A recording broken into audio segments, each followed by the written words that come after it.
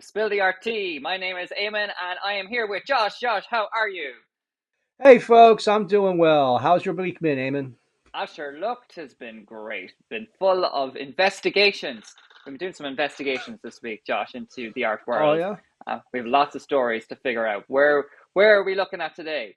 So today, this week has an auction in the high form of teddy bears and an auction in low in the form of boom and bust young artist careers, decades old hologramic artwork that resurfaces, a 3D solution to properly preserving the Parthenon marbles, and another entry for our rich people doing stupid things with art award involving, of course, Elon Musk. All that and a favorite guest are coming up next as we spill the tea. Yes, we do. We're about to spill some tea, but first, is that teddy bear the teddy bear that my brother stole when I was 3? Is that what's I that can't about? speak to that. Okay, it's all coming out now. Right, well, let's get Depends on on with the how show. personally you want to take it. I'm still very upset, Josh. I'm still very upset. Let's get on with the Clearly. show. Let's get on with the show. Lucy, let's come on down. Yay! Hello, hello, hello. Hello, hello, hello. Welcome to the show, Lucy Lambe. How are you doing, Welcome Lucy? back. Thank you very much. Firstly, I'm really Lucy, good. Really, really good. good. Firstly, Mm. Lucy, we would like to say an incredible thank you to you and to the Green Sheep Studio for having us and for having Blackout at your beautiful space in Far Street, Thurles, Ireland. And we are very appreciative of that. Thank you very much. It was a huge pleasure, and it was lovely that we had so many people in to see the exhibition. It went really, really well. Thank you very much. But now we have to start spilling some tea, don't we, Josh? We certainly do. Where are we heading to first? I guess now we're going to begin with the good side of auctions. Well, I guess it Mhm. depends. Are you a teddy bear kind of person, folks? Me personally, I know very little about this, but what I can tell you is the beloved bear, Aloysius, is that his name? From Brideshead Revisited? It's up Aloysius. on auction. Aloysius, Aloysius. whatever. This is not my cup of tea, no pun intended. But apparently, this bear that everyone loves from ITV's series back in the 1980s is up for auction and expected to fetch, believe it or not, £30,000. Oh my goodness. Lucy, will you be bidding? I would love to bid for that teddy bear because Brideshead Revisited is one of my favorite movies, films, series, whatever. I Oh, love it. I have no idea about it. He's This an is icon. Aloysius is an icon. If okay. you had a spare 30 grand, you'd buy him. Okay. Apparently, this is one amongst many bears that are up for auction, including one from 1926 and a handwritten letter from 1971 by Ernest H. Shepard, the artist most famous for illustrating the Winnie the Pooh books. So apparently, Oh, there's a whole universe of the collector world that just loves bears. I'm sure there's plenty of other type of people that like bears too. I wanted to see if you would go with that one or not. Oh, you took the hole I jumped in. It was there. Teddy bears is part of like this big, massive auctioning thing that's been going on in the Spill the RT franchise. We also have like lots of other art auctions going on in the world. So this other sort of thing is what's been going on in the larger art world in general. And basically, years ago, Cy Twombly said in giving advice to an artist, stay undiscovered as long as you can. And Mm, people think that what that means is like, don't make art. What that means is absolutely make art, but don't allow the art market, the commodity art space to get a hold of you. Because mm, once they do, well, you're likely to have a boom and bust, meaning you're going to see your work jump by hundreds of thousands of dollars at auction if they like you, but just as likely, a year later, you're likely to see yourself with 90% value removed when it goes up for auction again. oh So my. imagine, right? You've got galleries just pounding at your door. Please give us work. Dealers that want your work. You give them work. They sell that work. And then a year later, you can't sell a damn thing. There's It's all about supply and demand, isn't it? If you flood the market, and you get people that are just going to sell it on afterwards and try and make their profit or get out of it, then that's what happens. You need the patrons who actually want your art and want to keep it. mm, Well, there's I think you have Um, to you have to I envision how you want to yeah, position yourself as an artist, right? Are you hoping to make money and support yourself solely through the sale of your art? At the point you allow it to be resold, right, and you're then pegging your prices based on that resale, that's like any other company that's put stock on the market. If people decide they no longer want to put money into your stock, what you intrinsically have as a value is not the part that matters here. It's their faith Yeah. in you. What I've learned from this particular story is that some artists are being honored really quickly in their careers, and they are a flash in the pan, as it were. And there's this coined term that I've come across called the ultra-contemporaries. I am one of those, apparently. I'm under 40. Am I an ultra-contemporary artist? I would hope so. But these artists are getting their work sold for millions, and then the year or two later, their work is maybe a tenth of the price, and in some cases even lower than that again. So they've put all of their efforts and their money into like their big real estate, and getting bigger studios, and buying their Elon Musk cars, and now a year later their work is not as valuable, and the people are not picking them up anymore because they were just a flash in the pan, essentially. But how different is that than anything a company from Silicon Valley Yeah. gets a bunch of money from an investor? They may or may not actually have a product. Everyone loves them. Everybody invests in them. A year later, they decide, we no longer want to put money into you. Yeah. And the company's gone, right? I mean, the difference here is you are the personal brand. And I think the mistake is expecting that a flash in the pan is going to work. No. It just doesn't. Like, the numbers are there over and over again. You cannot do this sustainably, letting market ride you up, because your opponents are going to drop. We have a couple of examples of this here, just to kind of show you. So this one here is this painting sold for $107,000 in 2021, and then resold for 10 grand, which is just like ridiculous.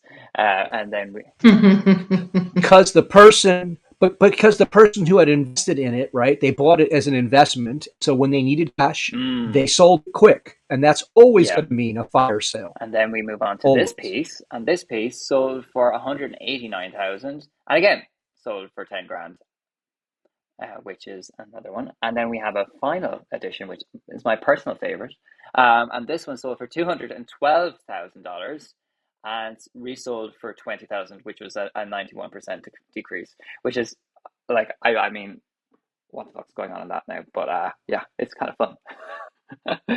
Well, I think it certainly shows the insanity on the collector side, right? Because they're not buying for aesthetics per se. They're buying for what they think the market will want to buy in the future, right? That's a stock. That is literally what we do in the stock market when you buy futures of things, whether people will buy more or buy less in the future. All of these artworks were from young artists, recent graduates, or those who just kind of put themselves into this really A-tier class of art sales in commercial artworks, and then just now they're yesterday's news. It must be a huge kick in the teeth, though, for those artists, because they see the value drop so much.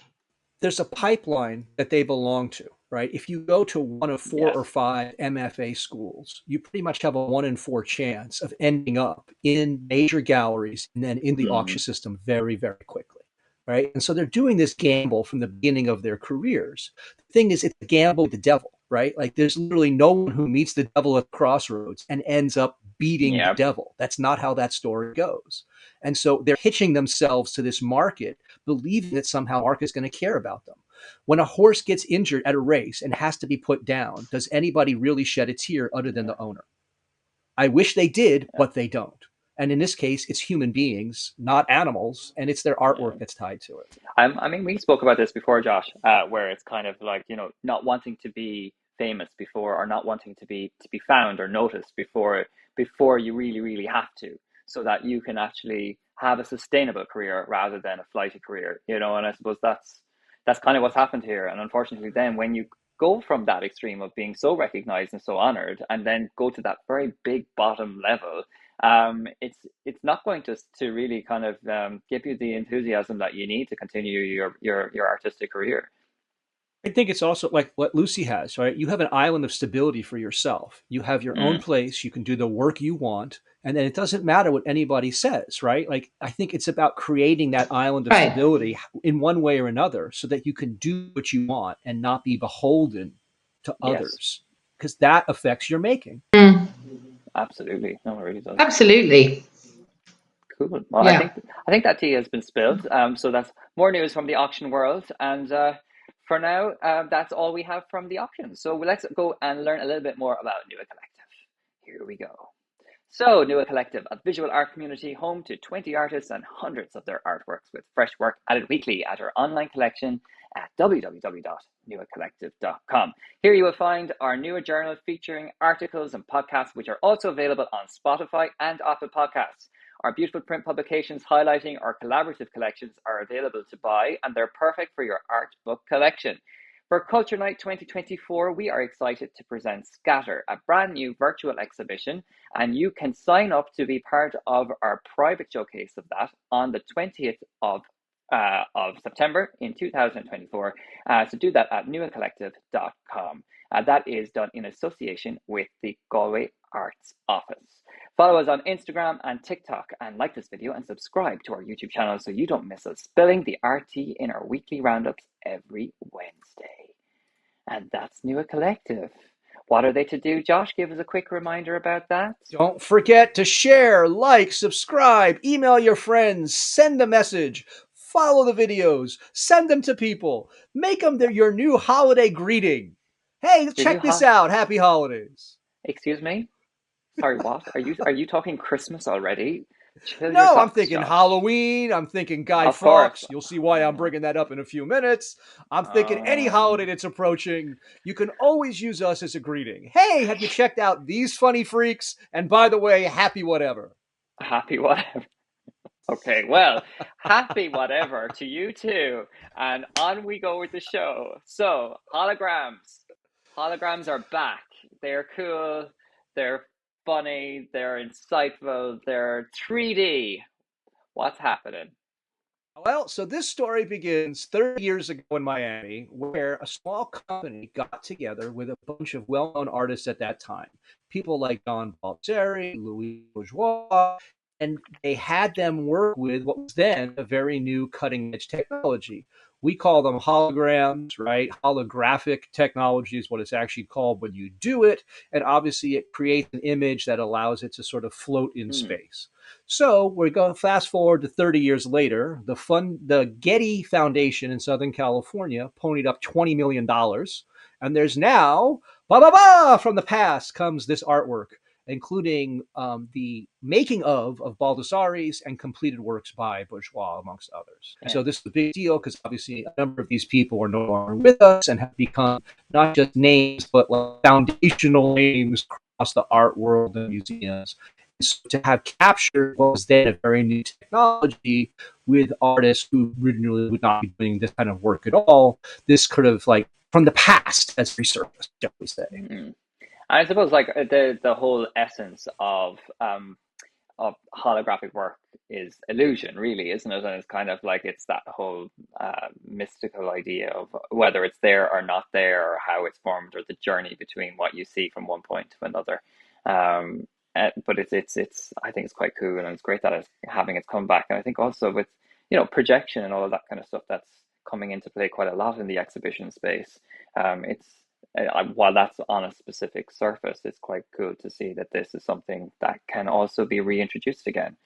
So yeah, I think it's quite cool. I think it's really cool. 30 years, right? And I think you pointed out exactly what the issue is that, well, we now have a resurgence and there's this moment in galleries and museums about working with various kinds of technologies and doing installations and doing things that I would say have a kind of technologically connected sort of overtone to the way in which the aesthetic is being presented. So then what tends to happen is, okay, we need to find some antecedents. And then we go looking backwards. And this is actually how art history gets created for those who are not actually art historians. It's not like there's one linear story. It's that we're doing something now. Let's jump backwards and see who doing something similar in the past. And then we bring it forward in some kind of way. Yeah, no, it's cool. It's definitely not a dying art. I think to me, it goes part to the issue that, like, if you're I think to thinking, me, it it goes goes back to the part last to the issue story. If you're that, thinking if you're going you're to find thinking, success goes while back you're to the last alive as an story, if artist you in the think way you're that we going to think find of, like success while true you're alive as an success where artist people are in the way still that we looking at think your of, stuff like long true after you're gone, success where it's people are probably not still going to happen looking at until your after stuff you're long gone. after you're gone, it's probably not going to happen until after you're gone. Well, I think that tea has been spilled, and it's very interesting to see that come back. But yeah, very cool, very cool. So going back to preserving history again, and I think this is something that kind of is slightly relevant to this, but even more so in the fact that there are these Parthenon marble sculptures that are being potentially reproduced, or they are being reproduced through 3D cameras. Before, right? If you're dealing with British museums, they have this thing where you're allowed to do certain things as long as it happens inside of the institution, right? Yes. And so you're allowed to take full 3D scans of anything that's there. And so that's what this company did. It does not say you cannot use it for commercial purposes. And so they went in, there's images of this, the founder of the company using an iPad, walking around the marble, scanning it from all sides and all directions. And then they're able to use 3D printing and create them. And the argument here is, well, look, these are not originally white. These were not supposed to be seen the way they're being seen, right? And so we have a preservation issue because at some point they may get damaged, but also by creating them out of a substrate that's similar but different and then painting them so that you have the original colors, the original way that this statuary would have actually been displayed, which is much more akin to like going to Madame Tussauds Wax Museum than just staring at white marble. Right? Like you actually could then experience these things in the way that they actually were experienced thousands of years ago. Yeah, and there's a theft issue as well. You know, isn't it great that they can make a new one that they can keep in the British Museum and let the originals go home to where they're supposed to be? Yes, and that, of course, that's the other issue. Keeping things in a British museum that belong to other countries that was stolen is a big issue. And I think if you can still look at them especially if you could look at them in their original form with color and everything, that's fantastic history-wise. Why not give them back and just have the replicas? Because it would be a very, very good thing to do. And now we have the technology copy things so well. Yeah, I think absolutely in terms of the colonialism restitution is finished. Well, one would hope. And we've talked about that before on the show, that restitution is an issue, but to me it goes beyond that, because then the idea of the museum itself, we think of museums as holding like unitary things that are so special. That's why they have to be put in a place where they can be saved and preserved in some way, right? And that's part of the argument about like not giving these things back. They might get damaged, but if you can make one copy, well, then you can make a lot of copies, and then history can actually come alive in a very different way. And then the museum doesn't have to have things behind glass at all. Right? Like you could literally bring in kids and let them handle anything that they want to put their hands on, because it's just a matter of printing up another copy and painting it if they screw it up. It's not a big deal. Right? But I think that forces us to rethink our attitude towards what a museum is and what artifacts are.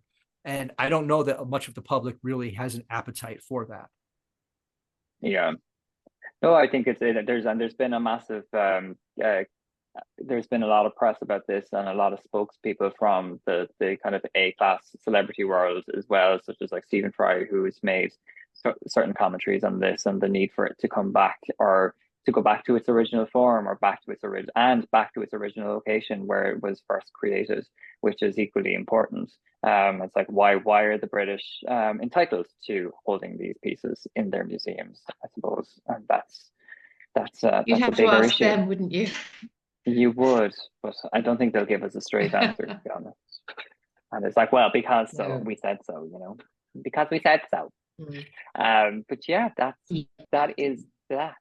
He built, and we move now onto our new kind of series that we've been doing on the Spillthearttea show, a little segment called Bad Art and Rich People. And we are in part 4.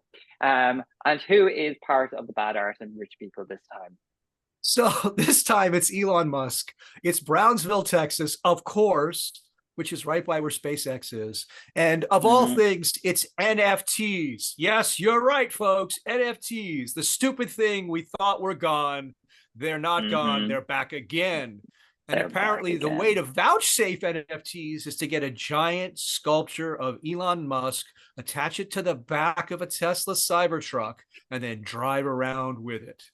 Oh, Yep. dear. That's what passes for how we secure things that don't actually exist in the real world these days, folks. We just put a picture of Elon Musk next to it, and therefore, bye. They were saying in this article that no, they wanted to make something more tangible and real, and that you could see it in the physical space. And I think it was because their NFT that they did put up on this was down by 40% or something, so it was like, this is not as valuable anymore, so we better make a meme out of it some way and get somebody's attention. So this is kind of what happened. And then they built this sculpture of Musk. So we have a lovely sculpture of Musk here that is resemblant of this doodle on the wall. So carried, of course, by a Cybertruck, the Tesla Cybertruck. So yes, there it is in its bronze painted glory. It's not real bronze; it's painted bronze. And the person selling this, by the way, not the bust, but the NFTs, is named Louis the 22nd. So I don't know that, I mean, whether it's a NFT or an actual Cybertruck, I don't know if someone knocks on my door and says, hey, I'm Louis XXII. Can I sell you something? I'm thinking slam, but that's me. What do I know? And bye, Felicia. Oh dear. Yeah. What do you think? What do you think, not Lucy? Good. I just think it's not good. I mean, who would buy that face anyway? Oh, it's hardly sure want to be looking at every day. The same people that were buying apes. Yeah. People were spending millions of dollars on apes. Why? I have no idea, because a sucker is born every moment, and a con person can get you out of your money faster than you can say, what money?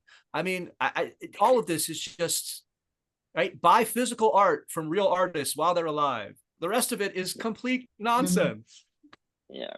Well, look, at least it's not Elon Musk's wife. Does he have a wife? Is he married? I don't know. Anyway, who cares? He has multiple baby mamas.